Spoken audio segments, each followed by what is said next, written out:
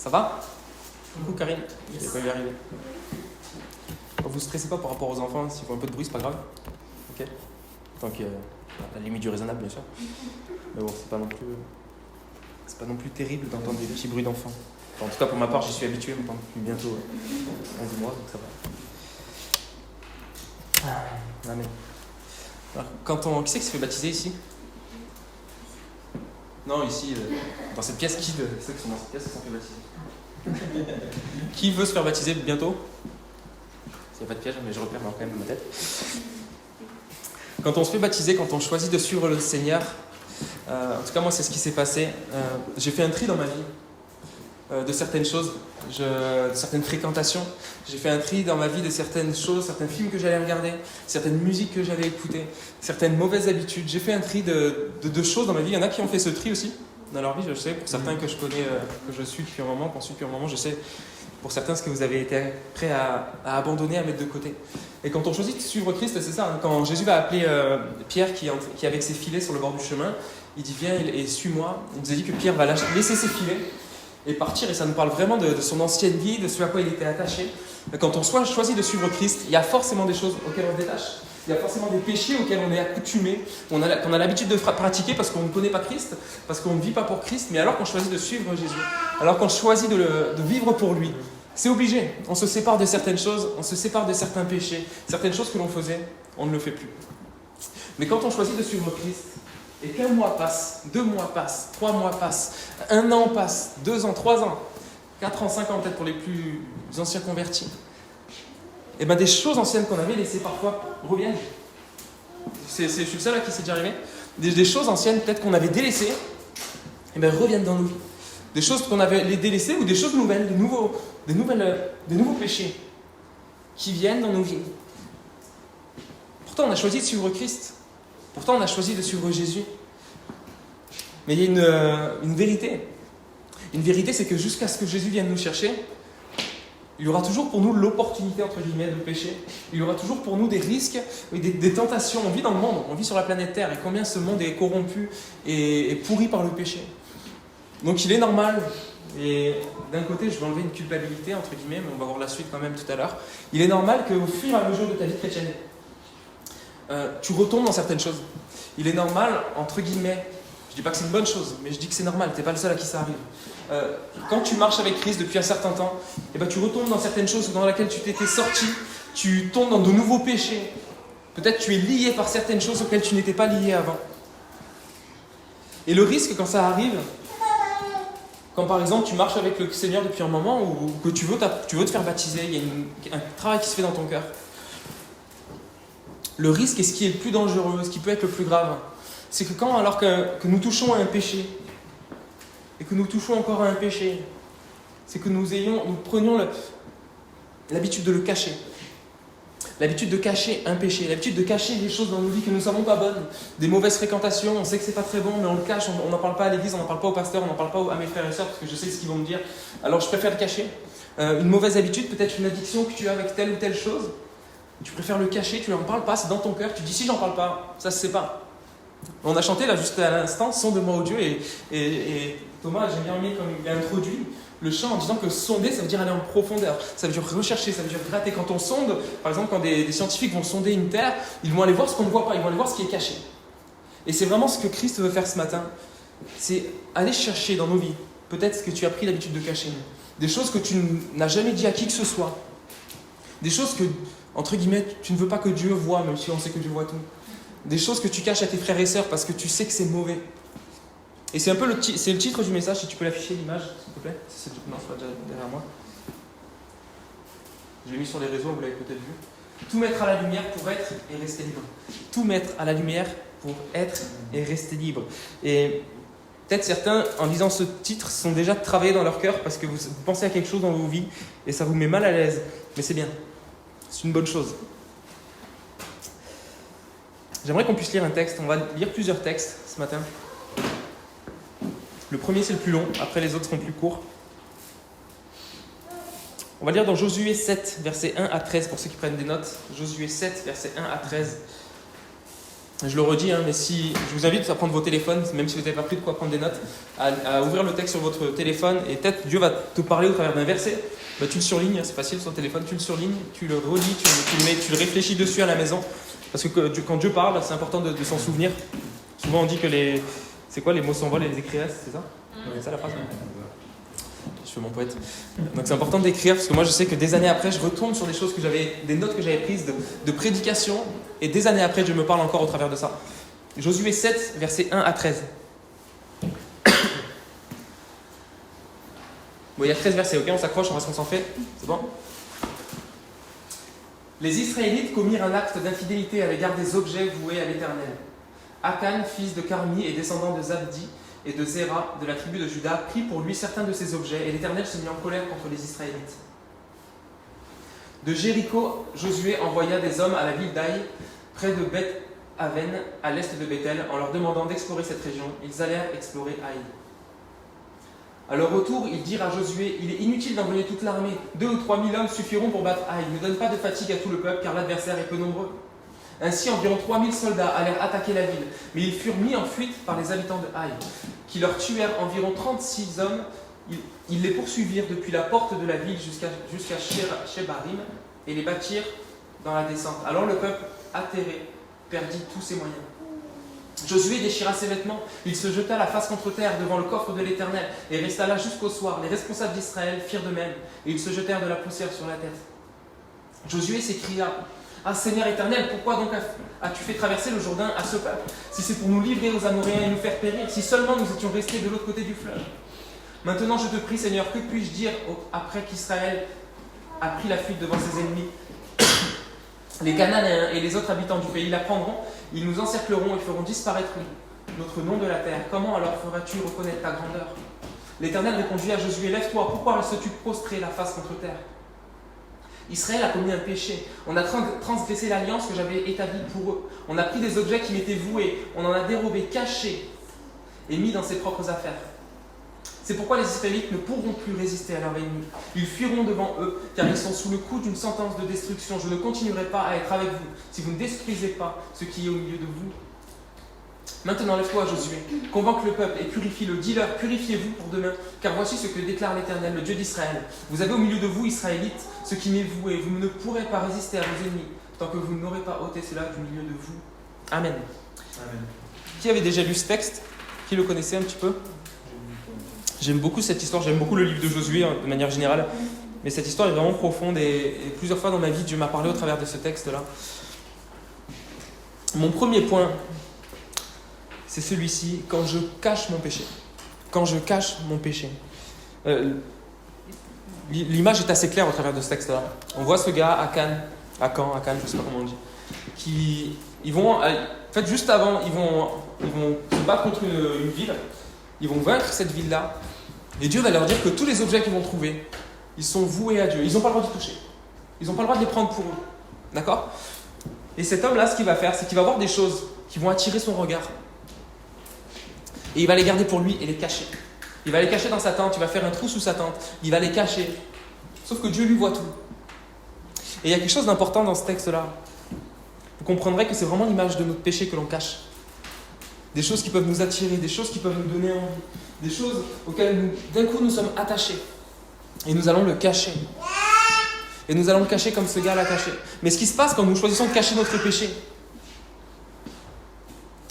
au verset 13 à la fin, ici, vous ne pourrez pas résister à vos ennemis tant que vous n'aurez pas ôté cela du milieu de vous. Ce qui se passe quand je choisis dans ma vie de cacher mon péché, c'est que ce n'est plus Dieu qui a autorité sur ma vie. Ce n'est plus Dieu qui dirige. Ce n'est plus Dieu qui me conduit dans la victoire. Ce n'est plus Dieu qui me fait vivre des exploits. Mais maintenant, c'est l'ennemi qui a autorité sur moi. Et pour ma part, je l'ai vraiment vécu à plusieurs reprises, et aujourd'hui, ça me sert d'expérience, de cacher certaines choses, de rester dans certains péchés, certaines addictions. J'en parle à personne. Bien sûr que Dieu voit tout, bien sûr que Dieu sait tout. Mais on va voir que le fait de mettre à la lumière, c'est au-delà du fait que Dieu le voit. Et dans ma vie, combien de fois j'ai choisi de cacher, combien de fois dans ma vie j'ai voulu cacher certaines choses, n'en parler à personne, parce que je savais au fond de moi que c'était pas bien. Et dans nos vies, on sait très bien, les jeunes, quand ce que l'on fait est bon ou pas.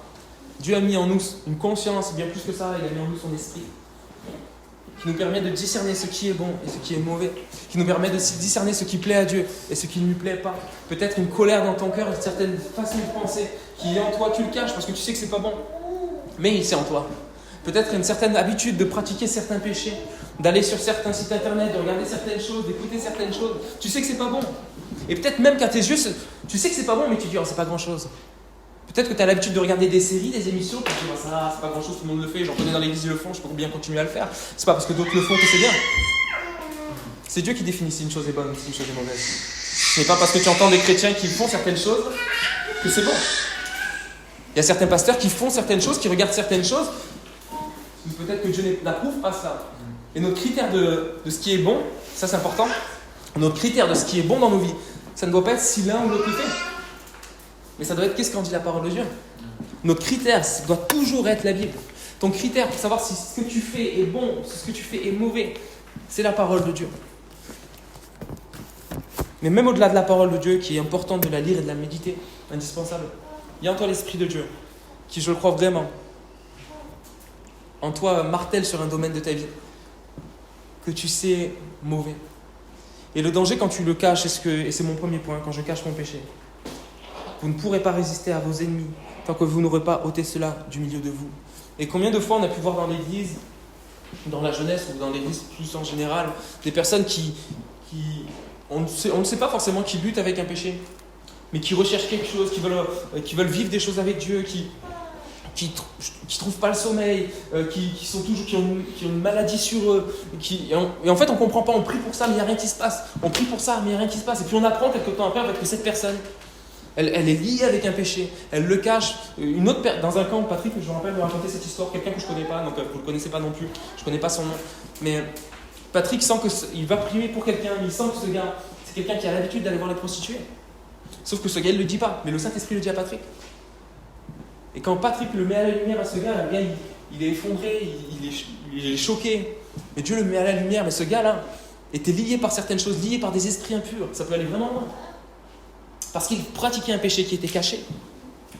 Mais gloire à Dieu, parce que ce matin, ce que le Seigneur veut, c'est pas juste nous accabler et nous juger, mais il veut que nos péchés qui est caché soient mis à la lumière. Pour être et rester libres. Parce que ce que Dieu veut faire, c'est nous rendre libres. Ce que Dieu voulait faire avec son peuple ici, et je vous invite à lire l'histoire entière à la maison, dans Josué 7. Ce que Dieu voulait, c'était redonner à son peuple la place qu'il devait avoir. Redonner à son peuple la vie de victoire qu'il devait avoir. Redonner à son peuple cette liberté totale qu'il devait avoir sur ses ennemis. Et c'est ce que Dieu veut faire dans ta vie. Parce que quand on cache notre péché, nous sommes liés, nous sommes captifs. Nous sommes liés, nous sommes captifs. L'ennemi nous conduit, l'ennemi nous tient en laisse.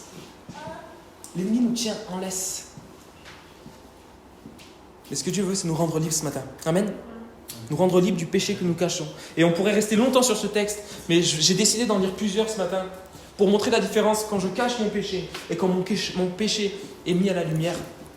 Quand je cache mon péché comme ce jeune homme-là, l'ennemi a autorité, je n'ai plus de pouvoir, je n'ai plus de force. Et il faut qu'il se passe quelque chose. Et je veux vraiment pas vous raisonner, mais vous alerter, les gens, sur le danger de cacher du péché dans nos vies. Et on va passer à la suite maintenant, mais réfléchis à ce que tu peut-être caches dans ta vie, peut-être qu'il n'y a rien, peut-être que tout est à la lumière dans ta vie, alors tu dois jouir normalement d'une pleine liberté. Si tout est à la lumière dans ta vie, tu dois jouir normalement d'une pleine liberté. Parce que quand on vit à la lumière, on est libre. On est libre, rien ne nous tient captif. On est libre, nous n'avons honte de rien, rien n'est caché. Mais si tu caches quelque chose en toi, et c'est possible, si Dieu parle comme ça ce matin, je crois que c'est possible. Et je vous le dis parce que Dieu me l'a dit il n'y a pas longtemps. Dieu m'a secoué il n'y a pas longtemps à ce sujet-là pour ma vie. Alors je t'invite à réfléchir, à laisser le Saint-Esprit sonder ton cœur maintenant, comme nous l'avons chanté, sonde-moi, Dieu connaît mon cœur. Regarde si je suis sur une mauvaise voie et conduis-moi dans la voie de la vérité pour que ton péché soit mis à la lumière. Je voudrais lire un autre texte dans le Nouveau Testament, donc on est complètement dans un autre contexte, une autre histoire, dans Jean 8. Et au travers de ce texte, j'aimerais vous illustrer ce qui se passe quand je laisse mon péché être mis à la lumière. Josué 8, 1 à 12, un texte qu'on connaît très bien. Quant à Jésus, il partit pour le mont des Oliviers. Je suis sous la clim, j'ai très chaud. Mais le lendemain, je vais mettre là, juste tomber.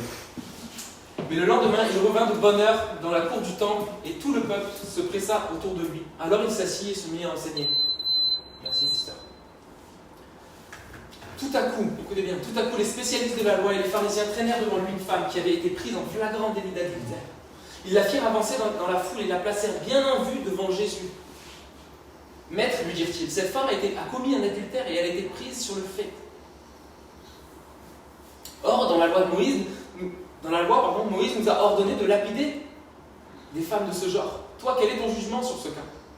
En lui posant cette question, il voulait lui tendre un piège, dans l'espoir de trouver quelques prétextes pour l'accuser. Mais Jésus se baissa et se mit à écrire du doigt sur le sol. Eux, ils insistaient, répétant leur question. Alors il se releva et leur dit que celui d'entre vous qui n'a jamais péché lui jette la première pierre. Puis il se baissa de nouveau et se remit à écrire sur le sol. Après avoir entendu ces paroles, ils s'esquivèrent l'un après l'autre, à commencer par les plus âgés, laissant finalement Jésus seul avec la femme qui était restée au milieu de la cour du temple. Alors Jésus leva la tête et lui dit, eh bien, où sont donc passés tes accusateurs? Personne ne t'a condamné? Personne, Seigneur, lui répondit-elle. Alors Jésus reprit, je ne te condamne pas non plus, va, mais désormais ne pêche plus. Jésus parla de nouveau en public, je suis la lumière du monde, dit-il. Celui qui me suit ne marchera pas dans les ténèbres. Il aura la lumière de la vie. Amen. Qui c'est qui connaît cette histoire? Yes. J'aurais pas honnêtement aimé être à la place de cette femme-là. Pourtant, cette femme-là, de base, cette femme qui commet l'adultère, est-ce que c'était la première fois ou pas? Est-ce que c'était une habitude dans sa vie? C'est vraiment l'image de ce que nous sommes si nous cachons notre péché. L'image de l'adultère caché, c'est l'image du péché que l'on cache.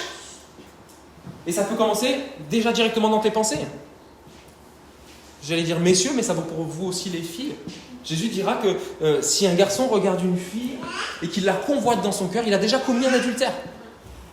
Mais ça vaut aussi il aurait pu dire pour une fille aussi. Hein. Ça veut dire que l'adultère, le péché caché, commence directement là. Pas besoin de commencer à passer à l'acte pour cacher un péché. Si tu alimentes dans ta tête des pensées vis-à-vis de quelqu'un, vis-à-vis de quelque chose, c'est un péché que tu caches. Mais un péché dans les pensées ne reste jamais dans les pensées si nous continuons à l'alimenter. Si tu alimentes un péché dans tes pensées, c'est sûr et certain que tu vas un jour passer à l'acte. Un couple, une femme ou un homme qui commet l'adultère, elle ne se lève jamais le matin en disant « Tiens, paf, je vais aller tromper mon mari, je vais aller tromper ma femme. » Mais c'est quelque chose qui commence là. C'est quelque chose qui commence là. Et le péché commencera toujours dans nos pensées. Je vous assure que j'ai suffisamment péché dans ma vie pour savoir que le péché, quel qu'il soit, commence dans les pensées. Et c'est important de savoir, et vraiment les jeunes, il faut le réaliser, que quand le diable nous sème en nous des pensées dans nos têtes, son désir, c'est pas juste que tu penses au péché. Son désir, c'est que tu pratiques le péché. Son désir, c'est que tu te plaises dans le péché. Le désir du diable, c'est que tu sois lié par le péché. Le désir du diable, c'est de te détruire complètement par le péché. Alors il commence par semer une graine dans tes pensées. Il commence par semer un désir, une envie, une pensée de convoitise, du doute, de la colère, etc. Il sème quelque chose dans tes pensées. Puis soit tu coupes net et tu dis non, ça ne vient pas de Dieu, je refuse cette pensée maintenant. Voilà ce que la Bible dit. Comme Jésus l'a fait dans le désert, quand le diable est venu le tenter, il est écrit. Ou alors, et ça m'est déjà arrivé, tu gardes cette pensée et tu l'alimentes. Ça revient toutes les semaines, ça revient tous les 3 jours, ça revient tous les jours. Et ce que le diable veut faire au travers de cette pensée qui est dans ta tête, cette pensée de péché, c'est te détruire complètement. C'est que des pensées, tu passes aux actes. Et que de tes actes, ça devienne une habitude. Vous savez, comme une chaîne se fait de maillons, un maillon, un autre maillon, un autre maillon, un autre maillon, ça se répète, ça se répète, ça se répète. Et c'est ça en fait. Le diable veut nous enchaîner par nos habitudes vis-à-vis du péché. Mais gloire à Dieu pour ce qui s'est passé dans la vie de cette femme. Alléluia, parce que Jésus est venu mettre un terme à son péché caché. Et ça, c'est extraordinaire. Jésus est venu mettre un terme à son péché qui était caché. On voit ici que cette femme, elle a été prise en flagrant délit. Ce qui est curieux, c'est pas du tout le sujet ce matin, mais ça reflète quand même beaucoup la culture de l'époque. C'est que le gars, parce que l'adultère, tu ne le commets pas tout seul. La femme, elle est toute seule traînée devant. Le gars, tu sais pas où il est. Bref, sympa. Parenthèse. On voit que cette femme, elle est traînée en flagrant délit. Le terme traîner, c'est violent, quoi. C'est rabaissant. Il nous est dit que selon la loi de l'époque, dans l'Ancien Testament, une telle femme, à cause d'un tel péché, devait être lapidée. C'était la loi de l'époque, c'était dur. Mais ça représente quoi, ça? Ça représente les conséquences, là où doit nous amener notre péché.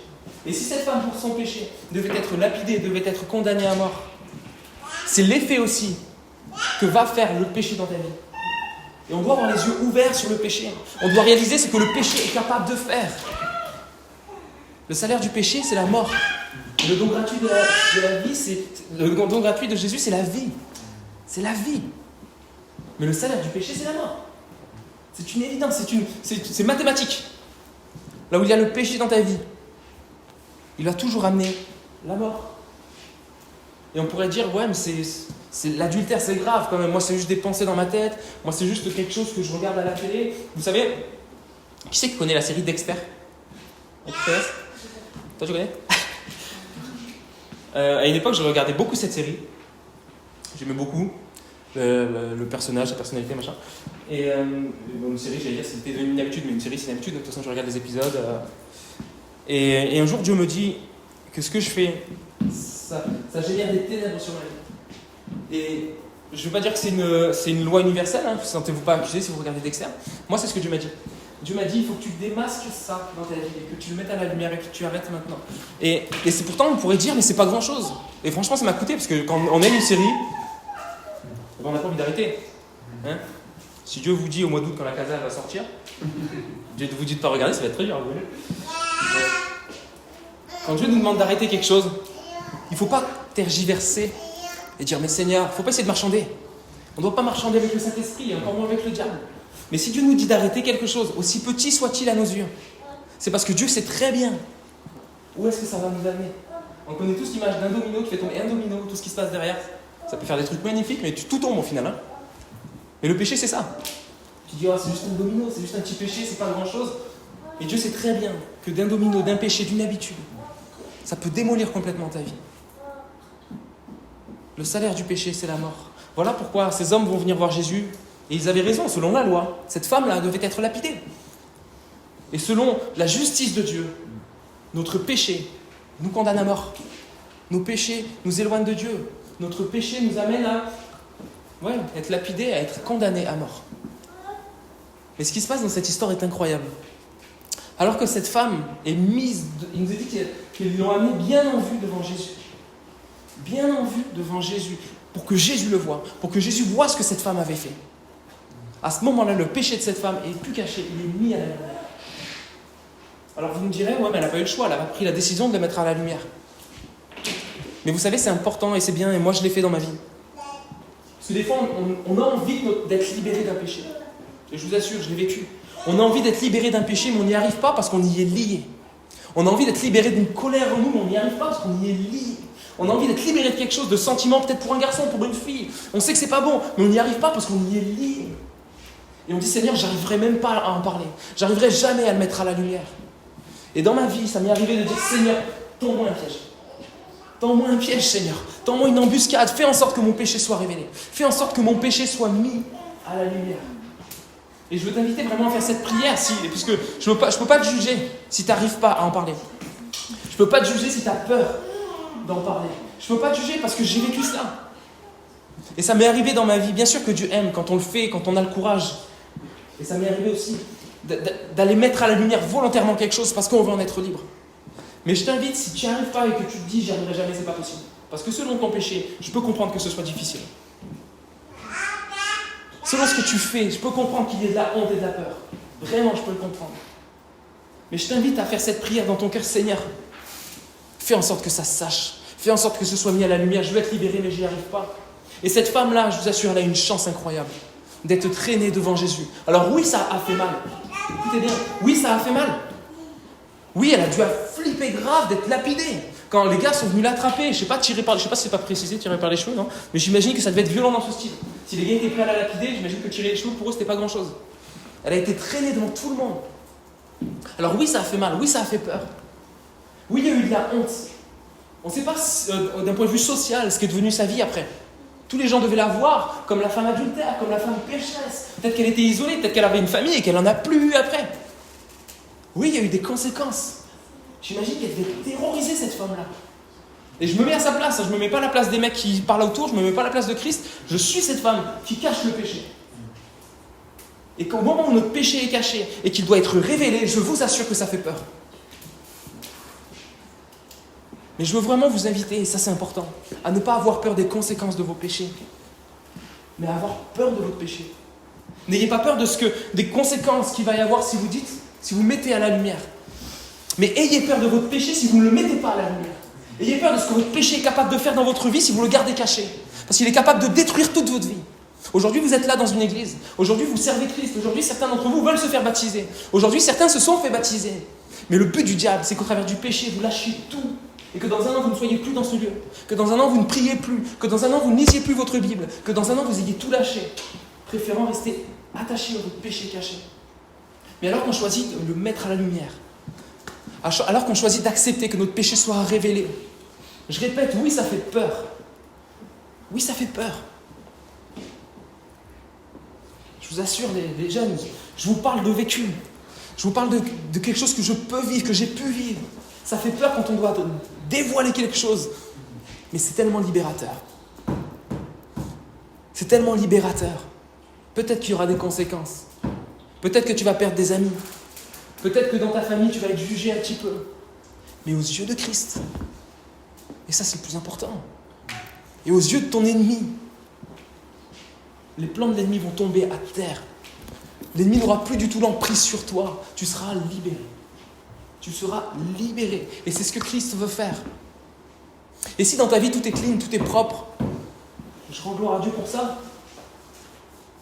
Mais je ne veux pas non plus être pessimiste, mais par expérience, je sais que le diable ne te laissera pas tranquille. Retiens cette parole. Si dans ta vie en ce moment tout va bien, si dans ta vie en ce moment tout est à la lumière, quand la tentation viendra de cacher quelque chose, souviens-toi de cette femme-là qui a été mise à la lumière et ça a été tellement libérateur pour sa vie. Parce que le texte continue. Il nous est dit que alors que les gens vont dire, ils sont prêts à la lapider. Ils sont prêts à la lapider, les pierres sont dans les mains, ils attendent qu'une chose, c'est que Jésus, oui, il faut la lapider, paf, ils auraient lancé les pierres. Ça, c'est ce que le diable veut faire, nous détruire par notre péché. Il nous a dit que Jésus se baisse au sol, il ne nous a pas précisé ce qu'il écrit, c'est tellement frustrant, on aimerait tous savoir ce qu'il a écrit par terre, on ne le sait pas. Certains vont dire qu'il est en train d'écrire peut-être, je sais pas, le nom de certaines femmes avec qui des autres hommes qui sont en train de l'accuser avaient peut-être commis des autres péchés. Peut-être qu'il est en train d'écrire des noms de péchés que les gens sont en train de lire, je dis, ouais, c'est vrai, je suis tombé là-dedans aussi.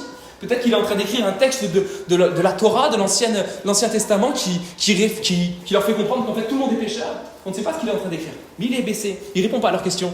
Il est en train d'écrire par terre.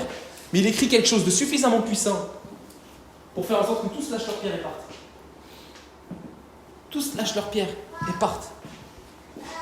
Et ça, c'est ce qui se passe quand nous mettons notre péché à la lumière, les jeunes. L'ennemi ne peut plus rien. C'est extraordinaire. L'ennemi ne peut plus nous atteindre. Parce que notre péché est révélé. Parce que ce que nous cachions n'est plus caché. Alors l'ennemi, quand il y a la lumière, il ne peut plus rien faire. Parce que la lumière, c'est le domaine de Dieu. La lumière, c'est le domaine de Dieu. Hein, dans la forêt, on a déjà vu dans des films, les gens qui mettent des torches, là, de la lumière pour faire partir les bêtes féroces. C'est vraiment cette image-là. Quand dans ta vie, tu choisis d'allumer la lumière, là où il y a les ténèbres, les bêtes féroces, elles s'enfuient. L'ennemi s'enfuit. C'est ce qui se passe quand dans ta vie, ton péché, tu le mets à la lumière. L'ennemi ne peut plus rien faire. Et on voit ces hommes, du plus vieux au plus jeune, qui vont lâcher les pierres et qui vont partir. Et il se passe quoi? Il n'y a plus que la femme et Jésus. Ça, c'est extraordinaire. Il y a un cœur à cœur, il y a un tête à tête. Elle est face à son avocat, elle est face à son père, elle est face à son ami. Et c'est ce qui se passe quand nous mettons notre péché à la lumière. Ça ne regarde pas les autres. Tu le fais pour être toi, pour être au clair entre toi et Jésus. Il y a un contact qui se rapproche alors que tu as été éloigné par ton péché. Il y a une proximité. Alors que tu étais caché dans ta maison en train de faire ton péché, Jésus te ramène proche de lui. C'est ce qui se passe quand ton péché est mis à la lumière. Ce qui te séparait de Dieu, ce qui t'éloignait de Jésus, ce qui faisait que tu n'avais plus de relation avec Dieu depuis un moment maintenant. Tout ça s'efface, tout ça disparaît parce que ton péché est mis à la lumière. Et voilà, quelque chose se passe. Jésus te pardonne. Jésus te relève. Et Jésus te dit quelque chose d'important. Va, mais désormais ne pêche plus. Va, mais désormais ne pêche plus. Le titre de la pensée, je le répète, tout mettre à la lumière pour être et rester libre. Quand je mets mon péché à la lumière, Jésus me libère. Jésus me libère de l'ennemi qui me poursuit. Jésus me libère de ce péché qui me poursuit. Jésus me libère, il ouvre mes yeux. Je vois maintenant correctement. Je ne suis plus aveuglé par mon péché. Je vois clairement. Mais Jésus lui dira, va, désormais ne pêche plus par contre. Ta manière de vivre doit changer maintenant. Ce que tu faisais, tu l'as mis à la lumière, c'est bien, mais retourne pas dedans. Ce que tu pratiquais, tes mauvaises habitudes, tes mauvaises pensées, il faut maintenant que tu te détournes de ces choses-là. Cette habitude que tu avais, tu l'as mis à la lumière, c'est bien mon enfant, je suis fier de toi, c'est bien ma fille, c'est bien mon fils. Je te pardonne, je te relève. Mais maintenant, dans ta vie, il faut que les choses changent. Si tu avais l'habitude de pratiquer certaines choses, mais ne retourne pas dans l'endroit où tu avais l'habitude de le faire. Vous savez, des fois aussi, il faut utiliser notre cerveau, notre intelligence que Dieu nous a donnée. Oui, on est spirituel, oui, il y a l'Esprit de Dieu en nous, mais nous avons quand même une intelligence, hein, on a quand même un cerveau. Et il y a un texte qui m'a beaucoup parlé dans ma vie. C'est dans l'Ancien Testament, je ne l'ai pas donné, mais c'est pas grave. C'est le peuple de Dieu, d'accord, qui part en guerre contre un ennemi, il remporte la victoire. Et Dieu envoie un prophète au roi du peuple de Dieu pour lui dire, en gros, c'est bien, tu as vaincu, mais par contre, prépare-toi. Prépare-toi. Réfléchis à ce que tu dois faire, car dans un an, il va revenir. Car dans un an, l'ennemi que tu viens de vaincre, il va revenir. Et le péché, c'est ça. Le péché, c'est ça. Nous le mettons à la lumière. Nous en sommes délivrés. Nous avons remporté une victoire. Mais le Seigneur nous dit, va, mais désormais ne pêche plus. Ça veut dire quoi? Ça veut dire, va, mais maintenant, réfléchis. Examine à ce que tu dois faire. Réfléchis à ce que tu dois faire pour que dans un an, alors que la tentation va revenir, alors que peut-être tu auras un coup de mou, que tu seras peut-être moins fort, tu ne retombes pas dans ce que tu es tombé auparavant. Que ce combat, tu puisses le remporter encore. Et nous devons réfléchir, les jeunes, alors que nous mettons à la lumière, alors que nous remportons la victoire sur un combat. Nous devons être intelligents. Si une fréquentation te fait tomber, peut-être couper cette fréquentation. Si tu as une habitude d'aller sur certains sites internet, de faire en sorte de ne plus te retrouver devant cet ordinateur tout seul à ta maison. Si tu as l'habitude de regarder certains films, de couper, d'être résilier ton abonnement Netflix, ah oui, ça paraît radical. Mais Jésus dira quand même, et ça c'est important, écoutez bien, je ne l'ai pas donné non plus, mais vous pouvez le noter, le rechercher. Jésus dira, si ton œil est pour toi une occasion de chute, il dit quoi? Ferme-le? Arrache-le. Waouh! Si ton œil est pour toi une occasion de chute, arrache-le. Car il vaut mieux pour toi rentrer dans le ciel avec un œil en moins que de rentrer avec tes deux yeux en enfer. Si ta main est pour toi une occasion de chute, ferme-la, mets-la dans ta poche. Coupe-la. Car il vaut mieux pour toi de rentrer dans le ciel avec une main en moins que de rentrer avec tes deux mains dans l'enfer. Et ça paraît radical. Mais c'est salvateur, c'est ce qui nous sauve. Et ça paraît tellement dur. Une main, vous savez, avec une main on peut jouer du piano, on peut servir le Seigneur. Et avec une main on peut faire tellement de mauvaises choses aussi. Avec un œil, on peut lire la parole de Dieu, mais on peut regarder aussi tellement de mauvaises choses. Et si tu fais plus de mauvaises choses avec ton œil que de bonnes, peut-être il est bon de le couper. Si avec Netflix, je donne des images pratiques, si avec Netflix tu regardes de temps en temps peut-être une série, un film chrétien, puis le reste du temps tu regardes que des pourritures, excusez-moi. Alors oui, il est peut-être bon de résilier ton abonnement Netflix. Si tu as une fréquentation avec qui tu as parlé une fois du Seigneur, mais le reste de l'année, tu pratiques le péché avec eux, alors c'est peut-être une fréquentation, oui, où il faut couper. Vous aurez compris l'idée. Je vous invite à faire le parallèle dans vos vies avec ce que vous vivez, avec ce qui vous fait guerre. Mais dans nos vies, parfois, il faut être radical pour être réellement libre. Pour être réellement libre. Qu'est-ce que cette femme a dû faire pour ne plus pécher? Peut-être qu'elle a recroisé cet homme-là, je ne sais pas. Mais Jésus lui disait, va, mais désormais ne pêche plus. Et dans nos vies, nous devons mettre nous devons mettre des choses en place pour ne plus pécher et ne plus tomber. Je voudrais lire un autre texte avec vous. J'ai bientôt terminé. Dans 1 Jean, chapitre 1, verset 5. La nouvelle que nous avons apprise de lui et que nous vous annonçons, c'est que Dieu est lumière et qu'il n'y a point en lui de ténèbres. Si nous disons que nous sommes en communion avec lui, mais que nous marchons dans les ténèbres, que nous cachons les choses, que nous marchons dans le péché, nous mentons et nous ne pratiquons pas la vérité. Mais si nous marchons dans la lumière, comme il est lui-même dans la lumière, nous sommes mutuellement en communion avec lui, en contact avec lui, en intimité avec lui. Et le sang de Jésus, son Fils, nous purifie de tout péché. Si nous disons que nous n'avons pas péché, nous nous séduisons nous-mêmes et la vérité n'est point en nous. Mais si nous confessons nos péchés, il est fidèle et juste pour nous les pardonner et pour nous purifier de toute iniquité, de toute faute, de tout péché. Si nous disons que nous n'avons pas péché, nous le faisons menteur et sa parole n'est point en nous. Mes petits enfants, chapitre 2, verset 1er. Juste après, normalement. Mes petits enfants, je vous écris ces choses afin que vous ne péchiez point. Et si quelqu'un a péché, nous avons un avocat auprès du Père, Jésus-Christ le juste. Il est lui-même une victime expiatoire pour nos péchés, non seulement pour les nôtres, mais aussi pour ceux du monde entier. Vous savez, s'il est dit que nous avons un avocat, j'ai bientôt terminé. S'il est dit que nous avons un avocat, c'est que nous en avons besoin. Si nous avons un avocat, c'est que nous en avons besoin. Et la chose est telle que nous sommes coupables. Nous avons un avocat parce que nous sommes coupables. Mais vous savez, quand un criminel parle à son avocat, il faut que le criminel lui dise la vérité. Il faut que si le criminel commence à mentir à l'avocat, l'avocat ne va pas bien faire son travail. Mais alors que le criminel est avec son avocat dans un bureau fermé, comme on peut voir dans des films, des séries policières, il faut que le criminel lui dise toute la vérité. Et c'est ce à quoi je vous invite les jeunes. Est-ce qu'on peut fermer les yeux, s'il vous plaît?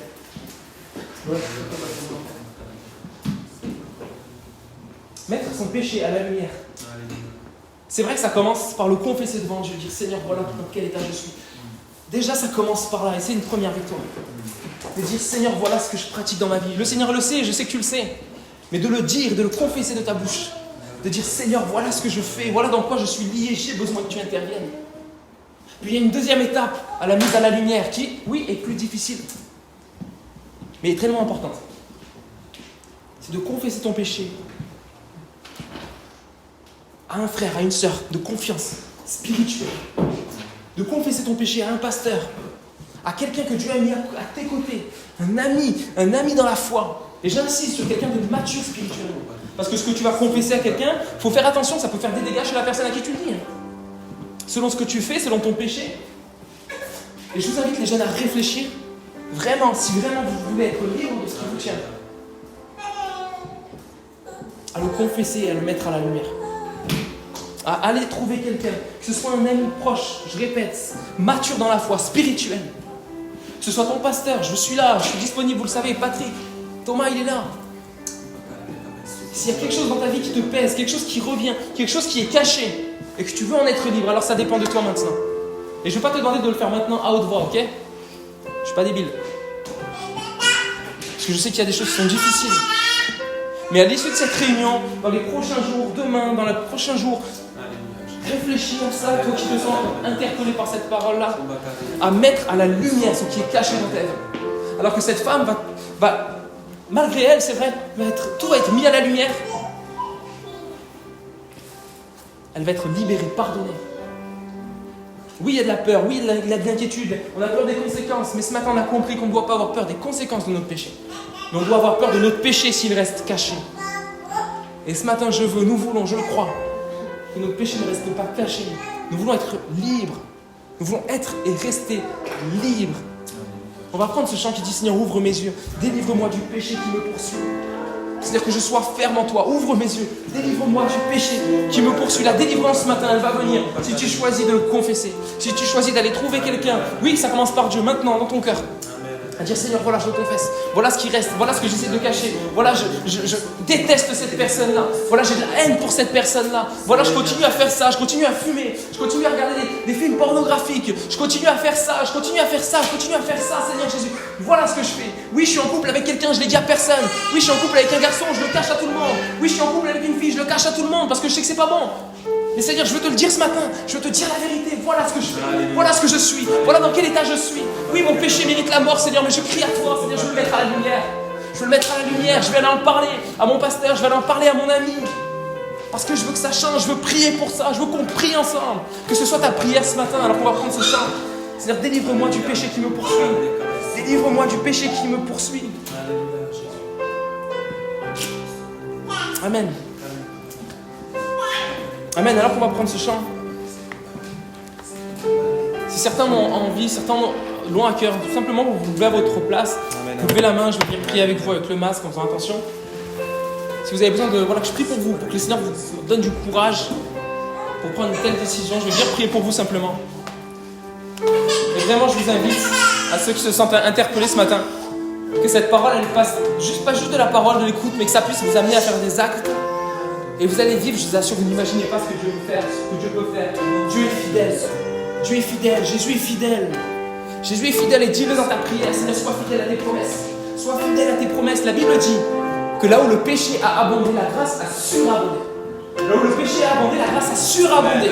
Ça veut dire que là où il y a du péché dans ta vie, que tu vas le confesser, la grâce va surabonder sur ton péché. Et ça, c'est extraordinaire. Tu n'imagines pas ce que Jésus est capable de faire alors que tu vas confesser ton péché.